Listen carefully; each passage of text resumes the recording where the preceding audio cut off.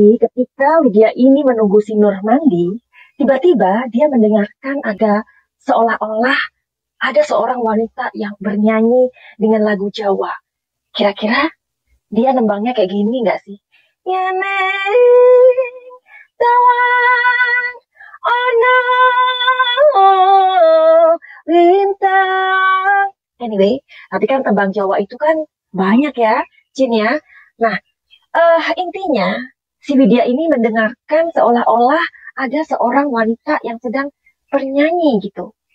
Nah, anyway, hari ini Madam Suki mau nyeritain kalian sebuah cerita yang sekarang ini nampaknya sedang viral lagi. Yang mana kita tahu lah ya, akhirnya dari cerita itu dibuatlah sebuah film yang saat ini katanya, gimana sih? Saat ini katanya, oke, whatever.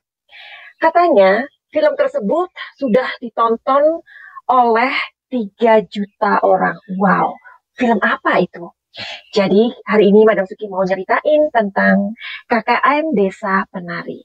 Oke, buat kalian yang baru saja kesasar di channelku ini, aku Madam Suki, aku tinggal di Belanda dan di Thailand. Ada di rumah dan sedang menikmati suasana di rumahku. Jadi kita santai-santai sambil dengarkan ceritanya Madam Suki. Oke? Yuhu! Anybody home? Buat kalian yang baru pertama kali kesasar atau terdampar di channelku ini, aku si pembisik kartu, aku tinggal di Belanda dan di Thailand. Oke, kita mulai ceritanya hari ini. Kayaknya mestinya Madam Suki ceritanya malam ya, biar gimana gitu. Tapi whatever, hari ini kita mau bongkar. Kenapa sih cerita tentang KKN Desa Penari itu kok menjadi terkenal gitu, kok menjadi viral? Apakah memang hal ini terjadi atau ini cuman cerita-cerita yang membuat kita apa ya, seakan-akan ini enggak nyata gitu, tapi dibuat seolah-olah nyata. Oke, nanti kita akan bongkar di kartu tarot. Dan sebelumnya kalian akan Madam Suki ceritain dari awalnya buat kalian yang belum tahu tentang misteri Desa Penari. Jadi sebenarnya ini sudah ditulis tahun 2009 ya. Kemudian dibioskopkan. Kenapa? Karena sangat menarik perhatian. Katanya sih, menurut cerita, ini adalah kisah nyata KKN di Desa Penari yang penuh misteri dan kejanggalan. Sebenarnya ini ditulis oleh seseorang yang bernama Simple Man ya. Jadi Simple Man ini menulisnya di Twitter. Kemudian sebenarnya dia juga dilarang untuk menulis cerita ini begitu. Nah, jadi tapi karena dia ini ingin sekali menulis cerita ini, makanya dia meminta izin. Nah, ceritanya Simple Man ini suatu hari dia mendengarkan ibunya sedang berbicara dengan temannya begitu. Nah, kemudian dia mendengarkan kok kayaknya ini ceritanya seru banget gitu. Nah, jadi apa dan kenapa desa ini atau desa penari ini mempunyai sebuah misteri? Ayo kita ungkap hari ini. Kisahnya itu dimulai oleh 6 orang mahasiswa yang sedang mengadakan sebuah KKN begitu. Sebenarnya sih yang berangkat pada waktu itu adalah 14 orang. Tapi kenapa kok yang diceritakan itu 6 orang? Karena 6 orang ini adalah mereka ini 6 orang ini yang maksudnya memang benar-benar yang bersinggungan dengan hal-hal misteri ini gitu. Jadi kalau diceritakan, dibiskopkan atau ya diceritakan tepatnya ya, menjadi 14 orang itu kan kita akan mumet ya, akan akan bingung untuk menghafalkan nama-nama mereka. Akhirnya kemudian dipersingkat saja atau diperjelas menjadi 6 orang. Nah, jadi di film itu dikisahkan atau orang yang berperan di situ adalah Widya, Ayu, Nur, Bima, Wahyu, dan Anton. Nah, jadi Widya ini adalah pemeran utamanya ya.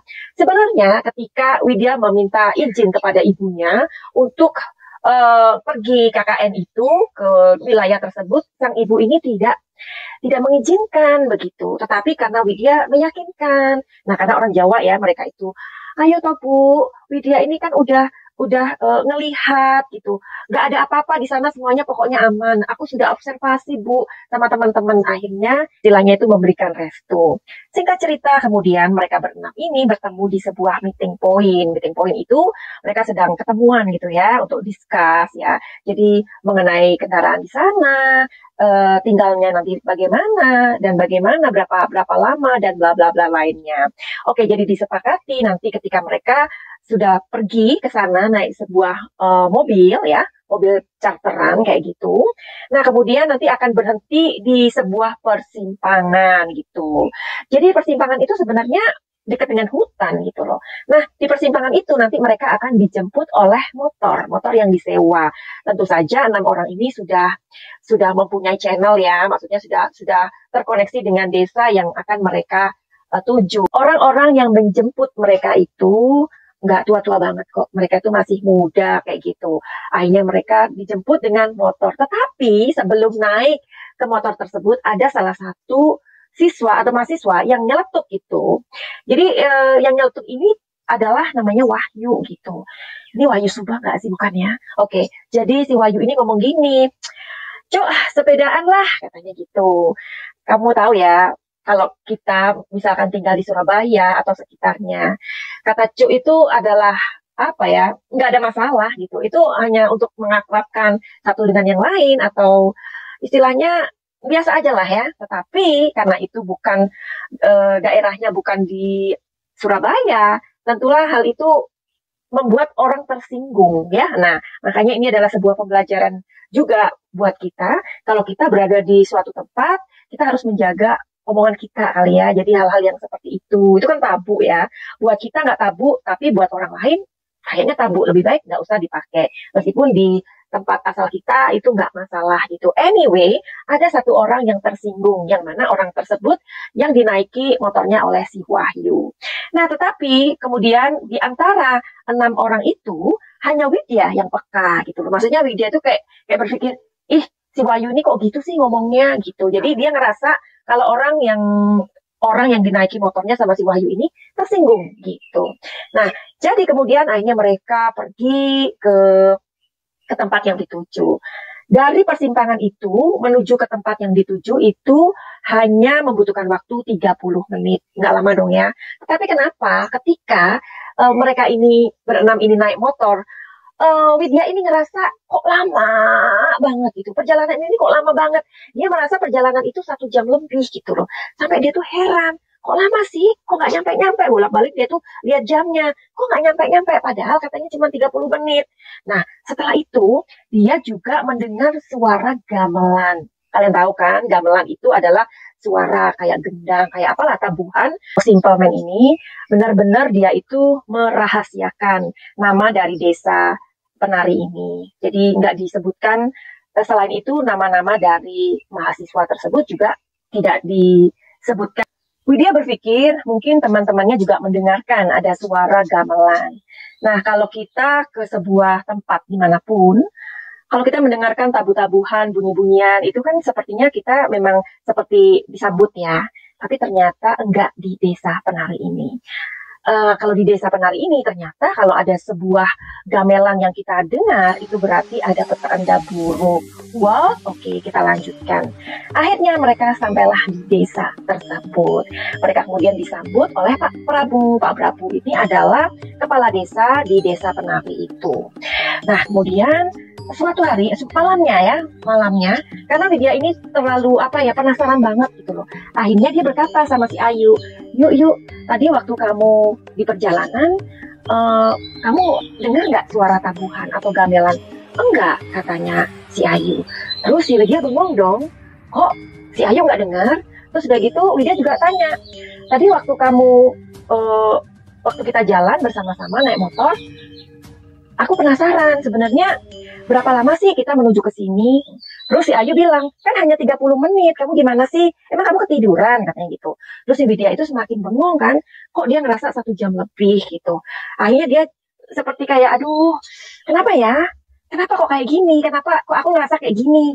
Ada something nih sama aku.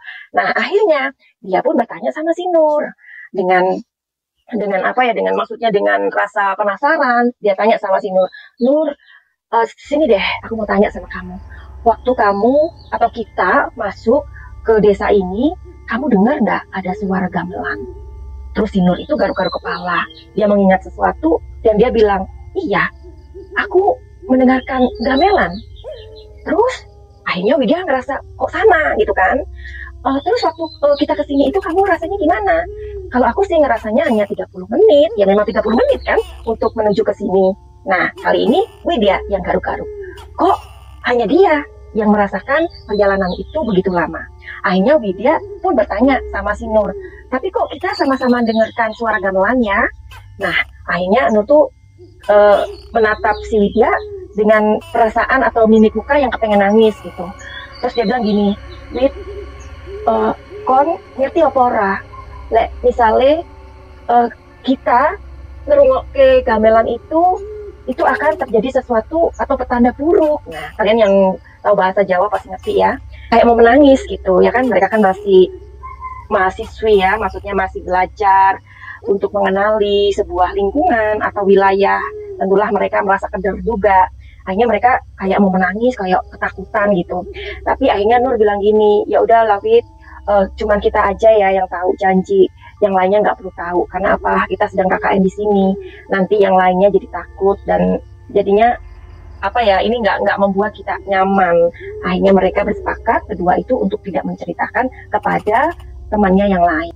Nur ini juga memberi pengakuan sama si Widya kalau dia itu tidak hanya mendengarkan suara gamelan, tapi dia melihat seorang wanita yang menarik. Begitu. Ternyata si Widya ini juga masih kepo ya. Kita tahu tadi nama dari kepala desa di desa Penari itu adalah Pak Prabu. Nah, jadi kemudian si Widya ini bertanya, Pak, emangnya desa ini terpencil ya Pak? Terpencil dari desa-desa yang lain gitu. Kemudian Pak Prabu bilang, ya enggak Neng katanya. Tadi kan waktu kesini kalian kan hanya 30 menit. Jadi desa ini enggak desa terpencil gitu. Anyway, besoknya mereka itu diajak pergi keliling sama Pak Prabu, ya kan? Jadi Pak Prabu ini memperlihatkan situasi, kondisi dari wilayah atau desa Penari itu.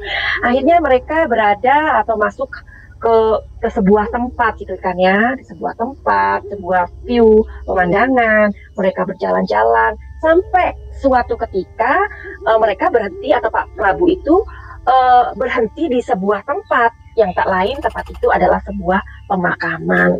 Jadi pemakaman itu banyak sekali pohon beringin gitu ya. Nah, tetapi ada yang membuat aneh di situ, di mana nisan-nisan di sana itu ternyata di nisannya ya itu ditutup dengan kain berwarna hitam begitu. Jadi mereka itu yang terwowo kan, kok ada apa ini nisannya kok ditutup dengan kain hitam? Nah, kemudian Nur melihat seperti ada sekelebat orang berjalan gitu. Hanya Nur yang melihat. Tapi Nur tidak mau ngomong gitu. Karena dia juga nggak mau membuat teman-temannya semua takut, ya kan? Nah, akhirnya Nur hanya memandangi isi di pemakaman itu seperti kayak gimana ya, menegangkan gitu ya. Apalagi ada sajen-sajennya gitu. Terus udah gitu Widya tiba-tiba bertanya sama Pak Prabu, Pak, saya mau bertanya, kenapa itu nisannya kok ditutup dengan kain hitam? Kemudian Pak Prabu ini menjelaskan, iya ditutupin itu karena supaya orang-orang tahu kalau di sini ada pemakaman gitu.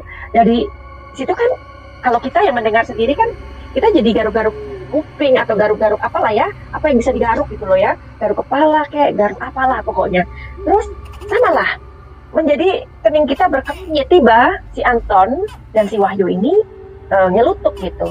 Ya ilah Bapak, semua orang juga tahu kalau ini tempat pemakaman, bukan tempat lapangan bola. Pak Probo ini mengatakan suatu hari kalian akan sadar dengan apa yang kalian omongkan kayak gitu. Karena si kepala desa ini merasa tersinggung tadi ya. Hanya mereka meneruskan perjalanan, mereka berjalan lagi. Akhirnya mereka tibalah di sebuah tempat yang bernama Sinden. Sinden itu apa ya? Ternyata itu adalah sebuah sebutan. Desa tersebut mengambil airnya dari sana, begitu. Jadi kemudian Pak Prabu menjelaskan bahwa mereka semua di desa ini mengambil air dari sini, and bla bla bla, and bla bla bla. Kemudian menjelaskan bahwa kebutuhan air itu semuanya ada di sinden ini. Oke, terus tiba-tiba si Widya ini melihat kayak keanehan gitu, seperti si Nur tadi ya. Nah, kemudian dia merasa kayak apa ya, bau menyan itu menyengat kemana-mana. Jadi dia merasa kayak, ini bau menyan dari mana gitu. Tadi kan waktu kalau di pemakaman sih iya, karena di sana ada sesajen, ada apa, ada bunga, ada hal-hal yang memang seperti itu ya. Tetapi di Sinden ini nggak ada loh orang-orang yang membakar kemenyan gitu. Jadi dia ngerasa kayak membau-baui sendiri. Kemudian si Widya ini ngerasa, udahlah aku juga nggak mau menakutin teman-teman, karena kan dia juga janji ya sama Nur gitu. Kemudian mereka melanjutkan perjalanan ke tempat berikutnya, tetapi tiba-tiba Nur mengatakan, aduh, aku sudah nggak enak badan katanya. Lalu Bima mengatakan, ya udahlah, aku mau temenin kamu yuk balik ke rumah katanya, ke rumah yang mereka tinggali. Oke, jadi akhirnya yang lainnya pun mengikuti Pak Prabu. Nah, tempat selanjutnya ini sepertinya memang lokasi atau dari aura tempat itu memang menyeramkan sih ya. Jadi ternyata di situ namanya adalah Tipak Talas. Jadi Tipak Talas itu adalah kayak batas yang dilarang, di mana anak-anak itu atau orang-orang tidak boleh melewati ke sana atau tidak boleh melintas. Nah, di mana di sisi dari tempat itu, jalan masuk itu ada sebuah kayak apa ya, kayak janur ya. Kalian tahu kan ya, janur itu dikasih kain merah seperti itu di sisi-sisi jalannya. Lalu si Widya ini bertanya, Pak Prabu itu kenapa kok dikasih seperti itu, kok dikasih janur, terus kok ada kain merahnya? Pak Prabu pun menjelaskan, jadi kalau misalkan ada orang hilang yang masuk hutan tersebut, mereka bisa menemukan jalan pulang. Nah, ini perjalanan yang besoknya ya. Si Wahyu dan si Anton ini mencari kamar mandi kan. Kemudian ia melihat, loh kok nggak ada toilet sih gitu. Lalu mereka itu bertanya sama Pak Prabu ini, Pak, di mana ya? Kami udah kebelet nih katanya. Si Pak Prabu mengatakan, ada kok di sini. Ayo kita ke Sinden gitu. Sinden ya. Jadi Sinden itu rupanya adalah sebuah tempat ya, di mana di sana banyak sekali air. Jadi airnya itu selalu penuh gitu loh. Nah, itu namanya Sinden. Jadi dia itu berupa kayak bilik begitu ya. Jadi ternyata bentuknya Sinden itu memang kecil ya gitu ya. Terus di sana ada kayak candi kecilnya, ada candinya di dalamnya itu. Nah, di dalam bilik itu ada juga kayak bentuk apa ya? Kayak bentuk rumah-rumahan kayak gitu. Terus ada kayak banyak pohon di sana. Kalau kalian pernah ke Bali, pasti kalian tahu ya yang aku maksud ya. Jadi Sinden itu kayak gitu bentuknya. Jadi ada sebuah tempat kayak bilik begitu, nggak terlalu kecil, nggak terlalu besar, dan di situ ada tempat air dan di situ ada candi kecil begitu. Jadi akhirnya mereka pun ke sana. Kemudian Nur dan Widya itu bilang, aduh, ayo kita juga ke Sinden yuk, karena aku pengen mandi-mandi lah, pengen bersih-bersih katanya. Oke, akhirnya mereka kemudian menuju ke sana, tapi Nur mengatakan, aku dulu ya yang masuk katanya. Oke lah, kamu dulu yang masuk dan aku akan berhenti di sini, aku akan menunggu kamu gitu. Nah, pada saat dia menunggu si Nur ini masuk, anehnya si Widya ini ngerasa kayak dia itu bau menyan kayak gitu. Aduh, ini apa ya? Kok baunya sangat menyengat. Akhirnya si Widya ini karena dia penasaran banget, dia itu jalan di sekeliling Sinden tersebut. Nah, di sana ternyata ada sebuah pohon, di bawah pohon itu ada sesajen dan ada kemenyan. Dan tahu nggak sih, kemenyan itu ternyata baru saja kayak kita menyalakan kemudian dimatiin. Nah, itu kan masih ada kayak arang-arangnya, kayak masih ada ini ya, asap-asapnya. Dan Widya itu merasa kayak, wah, berarti di sekitar Sinden ini ada orang gitu. Tapi karena dia ngerasa kayak gimana ya, dia ngerasa takut, dia ngerasa kayak bulu kuduknya udah mulai berdiri, terus dia akhirnya pergi lagi menuju ke tempat semula. Nah, di sana dia tuh panggil-panggil si Nur. Kemudian si Widya ini curiga kan, kok si Nur ini digedor-gedor diam aja, kok nggak ada suara bunyi air, kan dia lagi mandi gitu. Akhirnya dipanggil lagi Nur, tapi kemudian dia merasa kok suasana di situ tiba-tiba hening, kayak nggak ada suara apapun tiba-tiba. Terus dia mendengarkan ada wanita yang bernyanyi dengan bahasa Jawa gitu. Mungkin kayak gitu ya. Tadi Madam Suki udah udah nembang kayak gitu. Nyeneng tawa ngono lintang mungkin ya, mungkin. Tapi kan bisa jadi dengan lagu yang lain gitu. Terus dia ngerasa kok ada orang nembang gitu. Tiba-tiba ketika dia merasa hanyut dengan orang yang sedang bernyanyi itu, berkidung itu, tiba-tiba pintu itu terbuka, krek gitu. Dia kaget dong. Dan di situ yang keluar siapa? Nur. Nur kemudian keluar dari sinden itu ya, karena dia sudah selesai mandi. Terus dia ngelihat Widya yang bengong gitu kan. Wid, kamu kenapa? Katanya si Nur ini. Enggak apa-apa kok katanya. Sudah gitu, sekarang gantian aku ya. Ya wes lah, saiki wes sing atus gitu kan. Akhirnya si Widya ini mandi gitu. Nah pada saat dia membuka baju, pada saat dia itu sepertinya ya hendak mandi, gimana sih namanya orang hendak mandi, dia mulai mencopotin bajunya. Dia ngerasa kayak suasana itu hening lagi seperti yang dia dengar gitu. Nah terus kemudian dia sayup-sayup mendengar ada orang yang nembang lagi atau orang yang mengidung lagi gitu loh. Dia ngerasa kayak ini siapa sih? Apa si Nur ya yang bernyanyi gitu. Tapi selama dia mandi, tapi akhirnya dia diemin aja sih. Karena toh tadi dia juga udah dengar gitu kan. Dia berpikir ya udahlah nanti aku mau tanya si Nur apakah dia menembang atau dia bernyanyi saat aku mandi atau pas dia mandi. Akhirnya dia kemudian meneruskan mandinya seperti itu. Oke, jadi keesokan harinya si Ayu ini cerita kepada si Widya. Dia mengatakan, tahu nggak, waktu itu aku lagi muterin sebuah tempat, itu ya tipak tilas itu katanya. Kami lagi muterin tipak tilas itu. Ternyata di situ ada sebuah bangunan yang kelihatannya sangat tua, Wid. Terus itu bangunannya itu seperti sanggar gitu, tapi itu dia udah kayak bangunannya udah mau reot gitu, katanya si Ayu. Terus si Widya kaget dong, dia bilang, loh kalian itu bukannya dilarang, kita kan dilarang ya sama Pak Prabu untuk datang ke situ. Bukan aku, Wid, bukan aku, katanya. Loh, tapi kan kamu ke sana katanya si Widya itu. Terus si Ayu tuh cerita, gini loh, itu bukan aku, tapi si Bima. Nah, tiba-tiba Bima itu lari ke sana. Dia lari aja. Katanya dia melihat ada wanita cantik gitu. Terus Widya itu yang bengong kan, wanita cantik, iya, wanita cantik. Nah, sudah gitu, karena Bima ke sana, ya aku kejar dong. Nanti kalau Bimanya hilang terus nggak kembali gimana? Karena aku ngerasa bersalah katanya. Nah, setelah di sana ternyata nggak ada wanita itu. Yang katanya si Bima itu ada wanita cantik. Terus kami cuma melihat ya tadi itu yang aku ceritain katanya. Oh gitu ya katanya si Widya. Iya. Akhirnya dia juga merasa kayak bertanya-tanya gitu. Tapi dia ada keinginan untuk menceritakan sama si Ayu. Tapi kan dia udah janji kan tentang kejanggalan-kejanggalan itu sama Nur aja. Jadi pikirnya ya udahlah, teman-temannya nggak boleh tahu hal itu. Ini kejadian malam harinya. Jadi si Widya ini kan sekamar sama Nur ya. Tiba-tiba aja Widya ini ngelihat kayak Nur itu keluar dari rumah malam-malam gitu. Nah terus Widya ini kan mengikutin sampai di sebuah rumah lagi. Ternyata ada rumah yang berbeda gitu. Nah di depan rumah itu ternyata ada sebuah lapangan yang besar. Tiba-tiba Widya itu melihat si Nur ini kayak apa ya, kayak diem. Terus tiba-tiba ada sebuah gamelan yang terdengar. Kemudian si Nur ini serta-merta mengikutin gamelan itu dan dia menari dengan enjoy gitu kan. Si Widya ini berpikir, Nur sekarang kamu bisa menari ya katanya. Waktu itu kamu bernyanyi, sekarang kamu menari. Terus gitu si Nurnya diam aja. Terus dipanggil lagi, Nur, ayo ini kan malam-malam kok menari, ayo kita tidur lagi, katanya si siapa itu namanya si Widya ngomong gitu.